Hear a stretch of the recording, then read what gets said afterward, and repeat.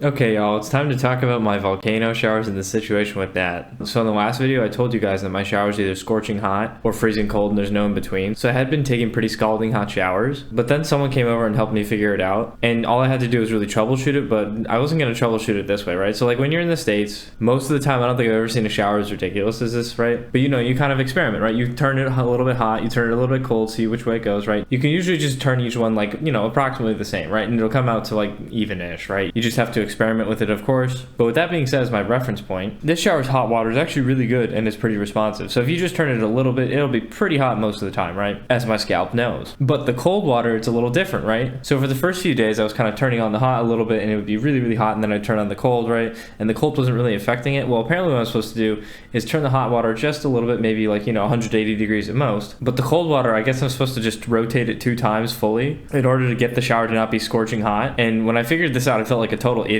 because I could have done that, but in what world am I going to turn this a little bit and turn this all the way 2 times, So I don't know. That's just an example of what you get when you go to South America. You never really know what you're going to get because, of course, the appliances and the things we have in the United States generally have a much higher standard, right? The culture more here, and this isn't just Argentina, but they tend to think, well, it works, and if it ain't broke, don't fix it, even if it's inconvenient. So for them, it does work. You just have to kind of know to crank the fuck out of the cold water so that you don't burn yourself. Also, I had a revelation about the toilet. The toilet doesn't have the handle that you like flush it with. It actually has like a giant button above it. I'm not sure if this is like a more of a European thing or whatever. And I'm starting to get confident with my toilet paper uses, and I'm just starting to shove it down there. Even though the actual hole where the water is really not that big. For example, every time I take a shit and then I put toilet paper and I look at the size of the hole and I go, holy fuck, is that thing really about to take that all down? God damn. So, I guess this is my shower toilet update, but there you go. The bathroom is actually not as bad as I thought it was going to be. For the most parts in the States, when you have a shower, unless it's in like a public gym or something like that, you're gonna at least have like a small wall so the water can pool. And that way, for whatever reason, if it builds up a little bit, it's not gonna splash onto the floor, and you can also take a bath almost, right? But in this shower, that little wall that I'm used to is actually kind of like this tiny little indent, and even though I have curtains, water is just splashing all over the floor constantly, so I can't really take showers for very long periods of time. Or else, if I take a shit right after I take a shower,